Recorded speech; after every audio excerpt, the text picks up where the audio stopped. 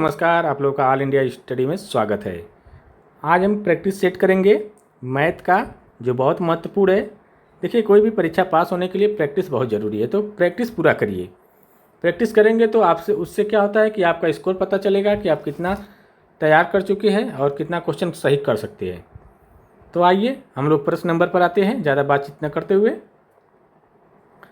देखिए, प्रश्न नंबर 1 है, एक अध्यापिका अपने छात्रों को कोई भी 4 अंक उपयोग करके एक 4 अंकों की सबसे बड़ी संख्या बनाने के लिए कहती है, बशर्ते उसे 5 इकाई के स्थान पर नियत करना होगा।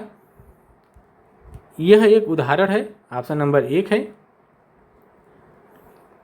नियतकालीन प्रश्न का। बी है विवृतांत प्रश्न का, जिसको मुक्त उत्तर वाले प्रश्न कहते हैं। सी है प्रासंगिक प्रश्न का और डी है निबंधात्मक प्रश्न का। तो बताइए, यहाँ पर क्वेश्चन में आंसर छिपा हुआ है, नियत की बात कर रहा है, तो नियतकालीन प्रश्न हो जाएगा इसका सही जवाब, ठीक ना। तो ऑप्शन नंबर ये वाला करेक्ट हो जाएगा। आइए प्रश्न नंबर हम लोग 2 देखते हैं।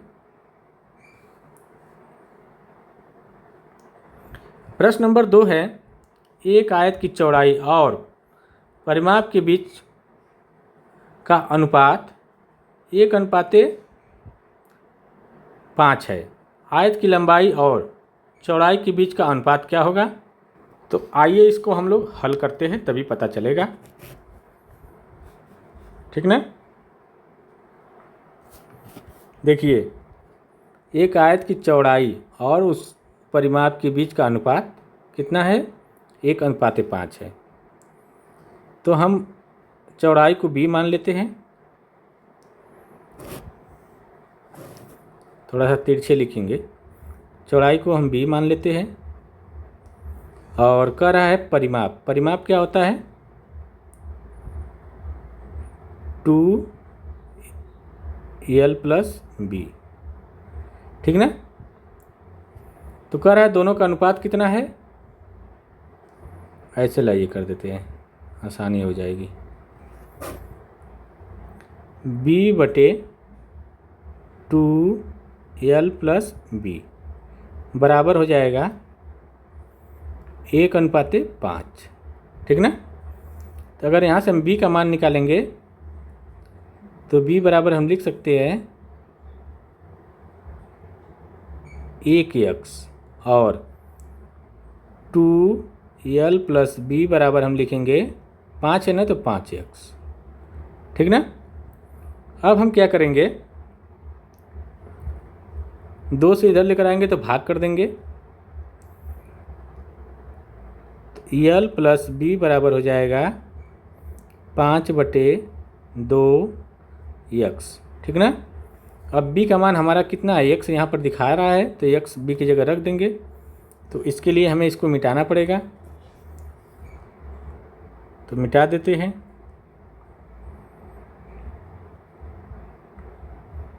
तो मिटाने के बाद अब आया था हमारा कितना? b का मान x था, तो l, एक मिनट, l + b की जगह x रख देते हैं, बराबर कितना हो जाएगा? 5x/2। x इधर लेकर आएंगे तो हो जाएगा हमारा l बराबर 5x/2 - x। अब यह 2 का इसमें गुणा हो जाएगा, तो l बराबर हो जाएगा 2x का गुणा होगा 2x, और 5 में से 2x घटेगा तो 3x/2 हो जाएगा, ठीक ना। तो हमारा ये आ गया। और कह रहा है ना, आयत की लंबाई और चौड़ाई के बीच का अनुपात, ठीक।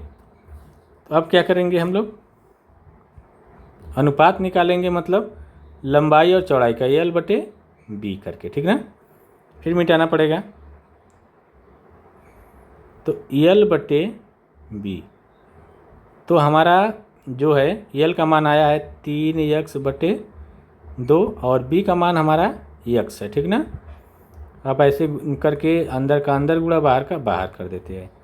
तो l/b बराबर हो जाएगा 3x/2x। तो यहाँ से x कट जाएगा तो हो जाएगा 3:2। तो देखिए इसमें सही आंसर कौन सा हो जाएगा, डी वाला, ठीक ना, 3:2।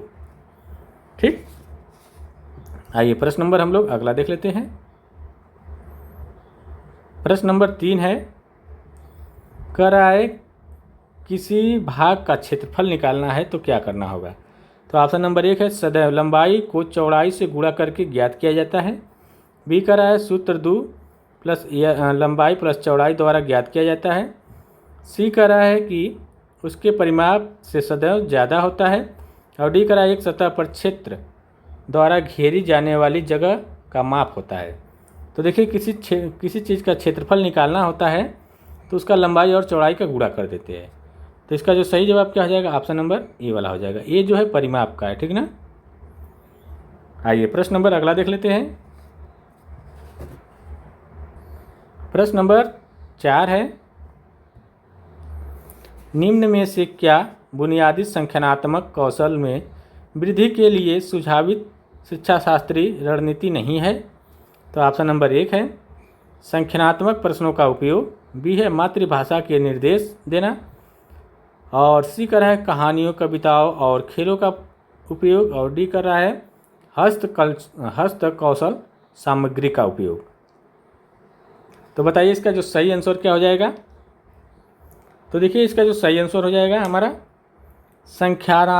संख्यात्मक प्रश्नों का उपयोग करेंगे। यहाँ पर संख्यात्मक कौशल की बात हो रही है तो संख्यात्मक प्रश्नों का उपयोग करेंगे। तो ऑप्शन नंबर 1 करेक्ट हो जाएगा इसका, ठीक ना। आइए प्रश्न नंबर हम लोग 5 देखते हैं।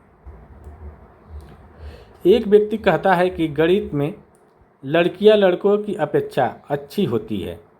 इस दावे के लिए उससे निम्न में से कौन से आंकड़े सहायक होंगे। तो ऑप्शन नंबर 1 है घर और विद्यालय में उसके पूर्व अनुभव। बी कह रहा है कक्षा में एक परीक्षा लेना और लड़के तथा लड़कियों द्वारा प्राप्तांकों की तुलना करना। सी कह रहा है जेंडर और गणित के क्षेत्र में विविध शोध अध्ययन। और डी कह रहा है समुदाय के अनेकानेक व्यक्तियों की राय लेना। तो बताइए इसका आंसर सही कौन सा हो जाएगा। तो देखिए इसका जो आंसर हो जाएगा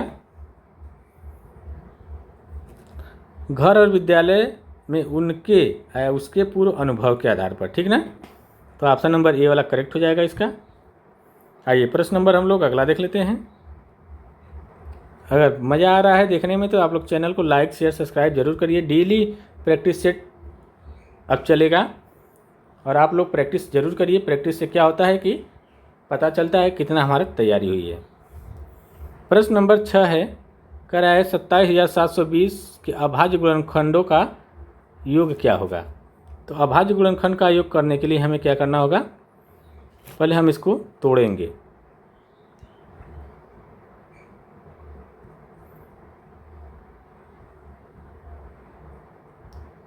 सत्ताईस 720 2 से काटेंगे तो ये आ जाएगा 13,860। फिर 2 से काटेंगे तो ये आ जाएगा 69,30। फिर 2 से काटेंगे तो ये आ जाएगा हमारा 34,65।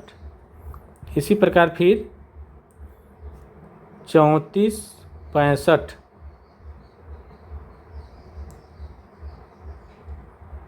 को 2 से काटेंगे तो ये हमारा आ जाएगा 34,65 को 2 से नहीं काटेंगे, अब 2 से नहीं कटेगा, एक कटेगा हमारा 5 से, ठीक ना।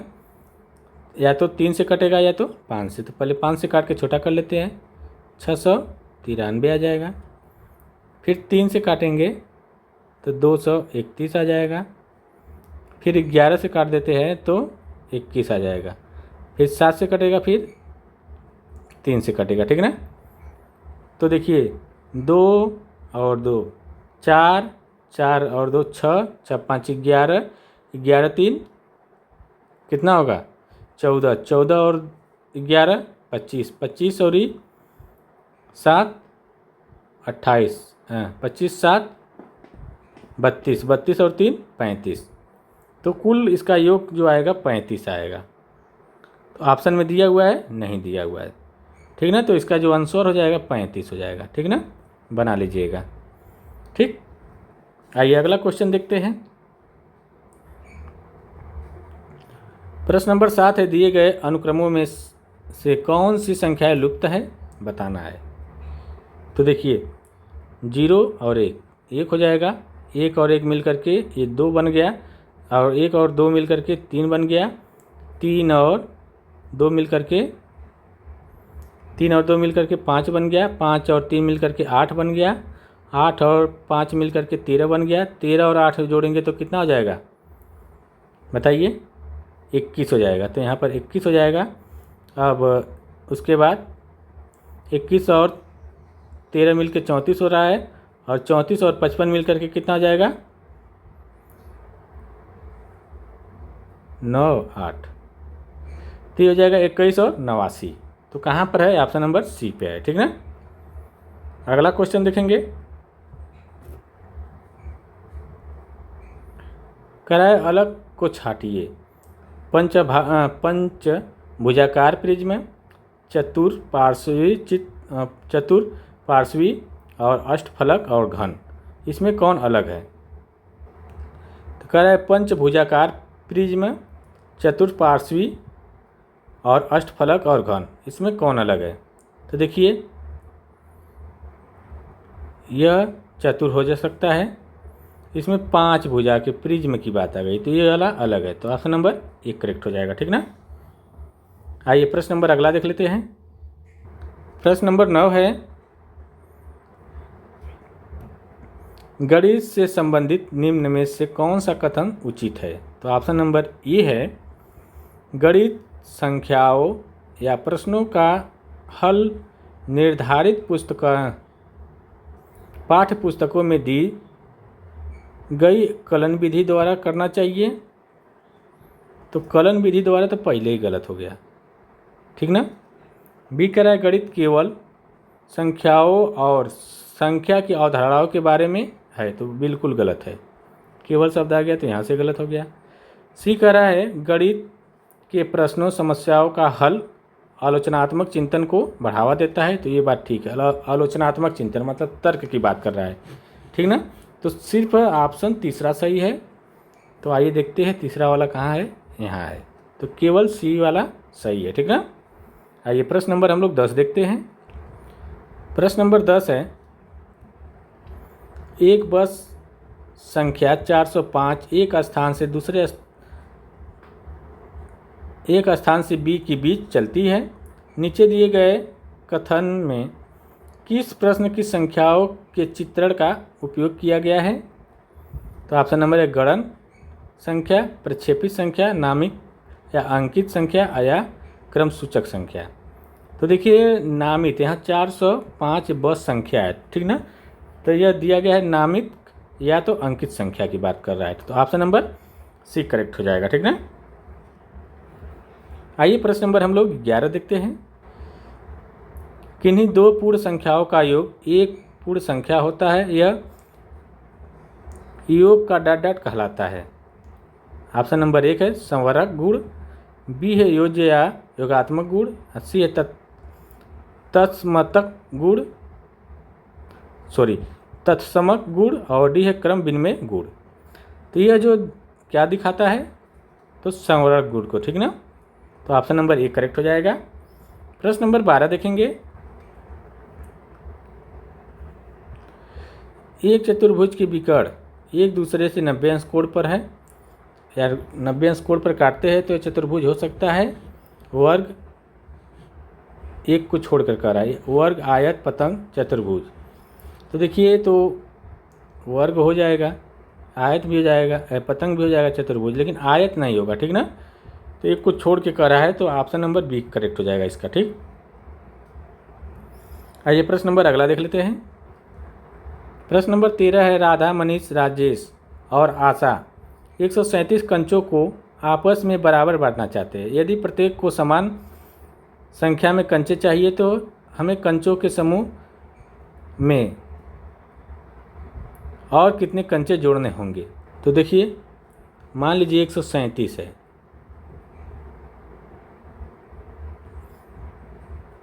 3 लोग हैं ना, 4 लोग हैं, 1 2 3 4, 4 से भाग दे दीजिए, 4 तिहाई 12, एक बचा और एक बचा 7, ठीक ना। अब ये इसमें अगर कितना जोड़ दे कि कट जाएगा, तो 3 जोड़ देंगे तो 20 हो जाएगा, तो 4 25 20 हो जाएगा, तो अर्थात 3 और चाहिए, तो ऑप्शन नंबर सी करेक्ट हो जाएगा, 3, ठीक ना। प्रश्न नंबर 14 देखेंगे। प्रश्न नंबर 14 है, मोहन के पास कुछ टाफियाँ है, उसने उसका भाग अमर को 1/1, यहाँ पर क्वेश्चन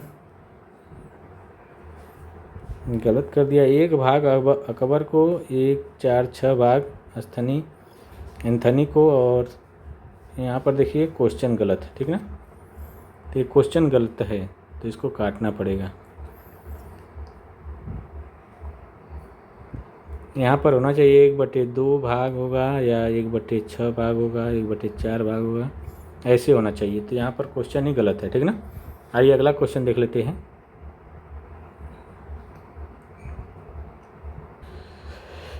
प्रश्न नंबर 15 देख लेते हैं। इनमें से कौन सा सोपान चरण समस्या समाधान में शामिल नहीं है? तो ऑप्शन नंबर 1 समस्या का स्पष्टीकरण करना, बी उत्तर या परिणाम को प्रतिपादित करना, सी है योजना का प्रतिपादन करना, और डी है अविवेकी या अविवेचित कलन विधि का विकास करना। कह रहा है नहीं है, नहीं जब कह रहा है कलन विधि निगेटिव होता है, तो ऑप्शन नंबर यहाँ पर डी करेक्ट हो जाएगा, ठीक ना। आइए प्रश्न नंबर हम लोग 16 देखेंगे। प्राथमिक कक्षाओं के बच्चों को आकृतियों की अवधारणा को परिचय देने के लिए निम्न में से अत्यधिक उपयुक्त क्रियाकलाप को पहचानिए। तो ऑप्शन नंबर ए है, बच्चों को अपने चारों ओर की विभिन्न वस्तुओं या पदार्थों से संबंधित अपने अनुभव को साझा करने का अवसर दिया जाए। ये बात तो ठीक है, अवसर देना चाहिए, ठीक ना। बी कह रहा है, छात्र को एक चार्ट पर विभिन्न आकृतियों के चित्र को दिखाया जाए, दिखाने से कुछ नहीं होगा। यहाँ पर अवसर वाली बात आ गई ना, तो यही ऑप्शन ये वाला करेक्ट हो जाएगा, ठीक ना, और आगे जाने की जरूरत ही नहीं है। प्रश्न नंबर हम लोग 17 देखेंगे।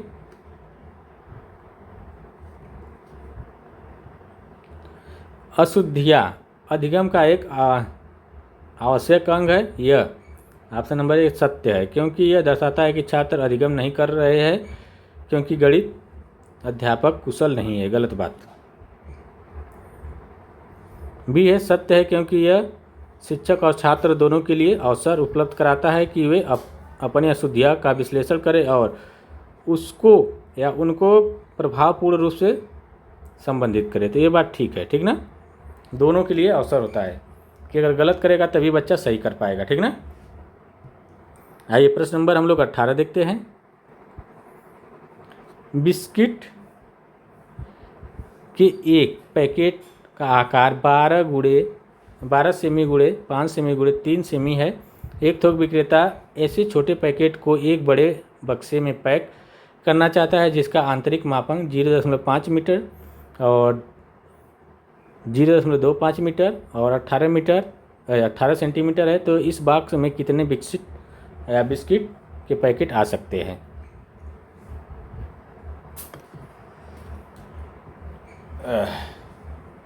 आइए हल करते हैं। पहले तो जो मीटर है उसको हम सेंटीमीटर में करेंगे। यहाँ पर क्या है, सब दिया हुआ है सेंटीमीटर में, ठीक ना।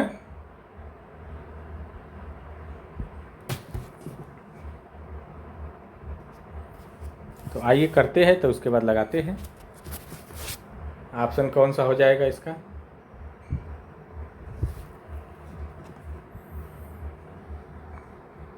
यह जो है 5 मीटर है, तो इसको सेंटीमीटर में बदलेंगे तो 50 हो जाएगा।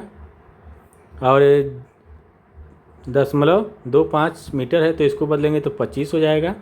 और 18 सेंटीमीटर दिया ही है, ठीक ना। और नीचे भाग कर देंगे, 12 सेंटीमीटर में है, 5 सेंटीमीटर में, 3 सेंटीमीटर में है। अब इसको काटेंगे पीटेंगे तो काट पीट करके हमारा 3 छक्का 18,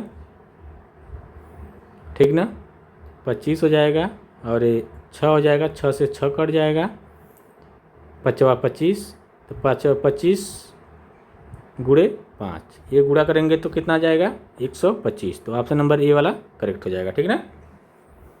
बहुत आसान, छोटे छोटे भागों में आसान तरीके से शॉर्टकट में मैं बता रहा हूँ,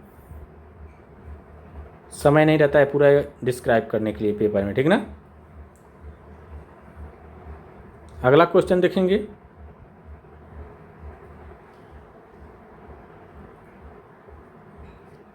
वैन हेले के सिद्धांत के अनुसार ज्यामिति के अधिगम के लिए प्रथम महत्वपूर्ण पद संपूर्ण चिंतन है, क्योंकि ऑप्शन नंबर 1 है यह बच्चे को ज्यामितीय आकृतियों के नाम स्मरण करने में सहायता करता है। बी कह रहा है यह आकृतियों के विश्लेषण और दृश्यीकरण कौशल को विकसित करने का आधार है।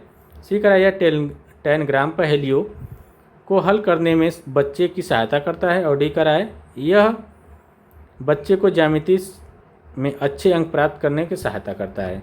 ज्यामिति की बात तो बिल्कुल गलत, ये भी टैनग्राम भी गलत।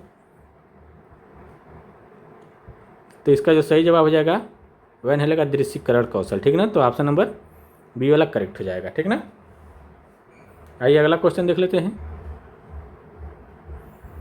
कह रहा है विषम भिन्नों के समूह को चुनिए। तो 1/5 और 1/3, 4 और दिया है, और ये जो है ना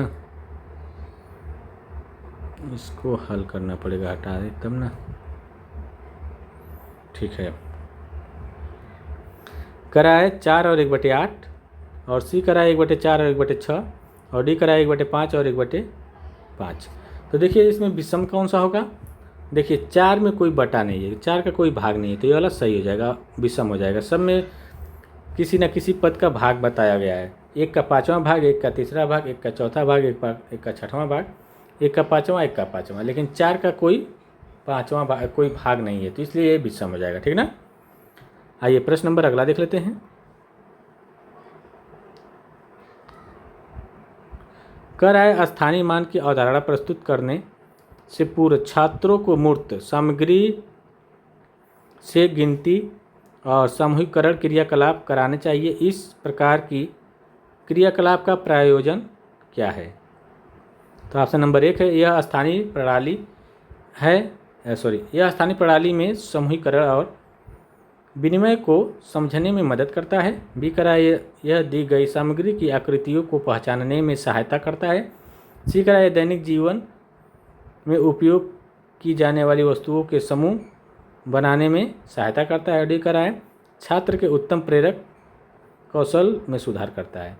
तो देखिए इसका जो सही आंसर हो जाएगा जल्दी बताइए। मूर्त सामग्री से गिनती की समूहीकरण की बात कर रहा है, तो इसका जो सही हो जाएगा यह स्थानीय मान प्रणाली में समूहीकरण और विनिमय को समझने में मदद करता है। तो ऑप्शन नंबर ये वाला करेक्ट हो जाएगा। अगला क्वेश्चन देखेंगे।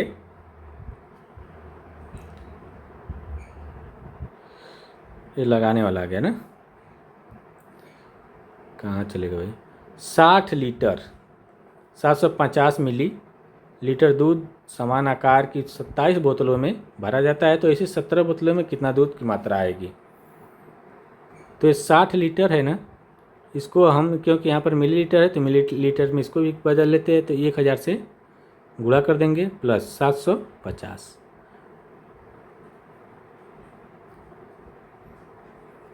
ये हटो भाई, 750 आ जाओ।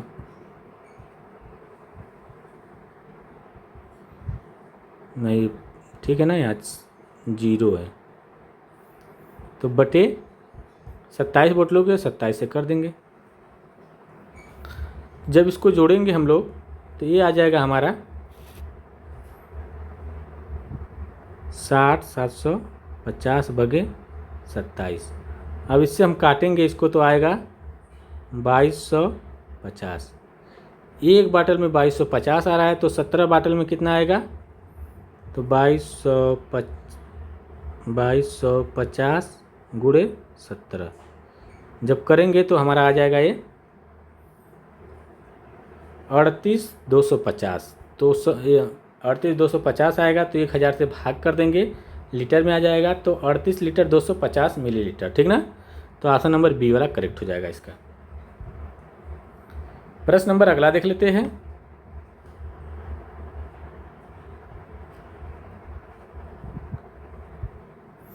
दशमलव संख्या का प्रतिनिधित्व करने के लिए निम्न में से कौन सा अति उपयुक्त है? संख्या सारणी, टैनग्राम, ग्रिड पेपर या ग्राफ पेपर, डिंस ब्लॉक्स। तो देखिए जो सबसे सर्वाधिक बढ़िया है वह ग्रिड पेपर या ग्राफ पेपर पर दशमलव संख्या को प्रदर्शित करेंगे तो सबसे बढ़िया होगा, ठीक ना। आइए अगला क्वेश्चन देख लेते हैं। मीनू के पास 1 सेंटीमीटर भुजा वाले एक घन है, वह अपने बक्से में ऐसे 30 घन रख सकती है यदि महिमा के पास एक घनाभार पासा जिसकी लंबाई 2 सेंटीमीटर, चौड़ाई 1 सेंटीमीटर और ऊंचाई 1 सेंटीमीटर, तो मीनू के बक्से में ऐसे कितने पासे रख सकती है? मीनू अपने बक्से में कितना रख रही है? 30 ठो, ठीक ना।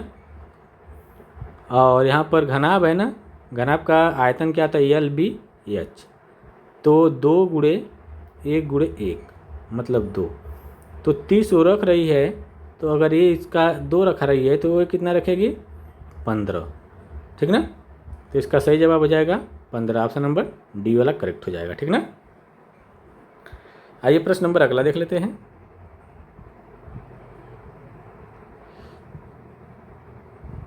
राधा के पास 450 और सीना के पास 550 है। सीना के पास राधा की अपेक्षा कितना धन अधिक है? एक बच्चे को उपयुक्त शाब्दिक समस्या को हल करने के लिए कहा गया। बच्चा उसे 450 प्लस 550 विधि से हल करता है। इस प्रकार के उत्तर का सबसे संभावित कारण क्या हो सकता है? थोड़ा सा ऊपर करेंगे, दिखाई नहीं दे रहा होगा तो ऑप्शन नंबर 1 है बच्चा संख्याओं के योग की कलन विधि नहीं जानता, गलत बात। बी है बच्चा समझता है कि 550 में से 450 को घटाया नहीं जा सकता, ठीक है, ये भी गलत है, वो बच्चा ये जान रहा है। और सी करा है बच्चे ने अधिक शब्द को योग से संबंधित किया है। यहाँ पर योग कर दिया ना, तो योग से संबंधित कर दिया है, ठीक ना। योग से संबंधित नहीं करना था, यहाँ पर घटाना था, लेकिन यह योग से संबंधित कर दिया, तो यही कारण हो सकता है, ठीक ना। आइए प्रश्न नंबर अगला देख लेते हैं।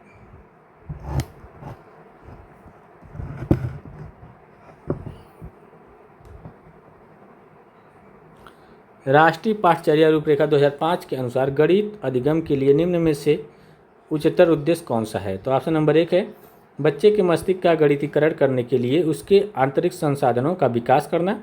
बी है उन्हें रोजगार वाले व्यक्ति बनाना जो कि देश के सामाजिक और आर्थिक विकास में अपना योगदान दे। सी करा है गणित की समस्या हल करने में चर्चा या गणित की समस्या हल करने में बच्चों को प्रवीण बनाना। और डी करा है बच्चों में प्रतिमानों की संख्याओं के ज्ञान को विकसित करना।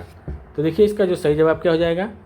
बच्चे के मस्तिष्क का गणितीकरण करने के लिए उनके आंतरिक संसाधनों का विकास करना। ये बात ऑप्शन नंबर ए वाला बिल्कुल सही है। आइए प्रश्न नंबर हम लोग अगला देख लेते हैं। यदि वर्ग की भुजा को दोगुना कर दिया जाए तो उसका क्षेत्रफल हो जाएगा, अगर मान लीजिए वर्ग ए है, ठीक ना, तो इसका जो क्षेत्रफल ए स्क्वायर होगा। अगर दोगुना कर दिया 2a हो तो इसका क्षेत्रफल 2a स्क्वायर होगा, तो मतलब 4a स्क्वायर, तो मतलब कितना गुना हो रहा है? 4 गुना हो रहा है ना, तो ऑप्शन सी वाला करेक्ट हो जाएगा, ठीक ना। तो देखिए टोटल 27 क्वेश्चन थे, और देखिए है क्या, 1 मिनट, और एक है 28वां भी है। 3 क्रमागत प्राकृतिक संख्याओं का योगफल जिस संख्या में सदैव विभाजित होता है वह है 3 क्रमागत, तो एक मान लेंगे हम x+1 और x+2 और x+3, तो ये विभाजित किससे होगा? x वाले से होगा, तो 3x हो जाएगा, तो 3 से हो जाएगा, ठीक है ना। तो ऑप्शन नंबर ए करेक्ट हो जाएगा। ठीक। तो देखिए इतना ही क्वेश्चन, 28 क्वेश्चन थे, एक कंप्लीट हुए। वीडियो अच्छी लगी हो तो आप लोग चैनल को लाइक शेयर सब्सक्राइब जरूर करिए। मिलते हैं अगले वीडियो में, तब तक के लिए नमस्कार।